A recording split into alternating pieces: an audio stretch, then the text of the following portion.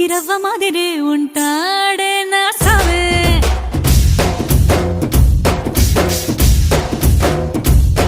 మెత్తాని పత్తి పువ్వుల మరే సంటో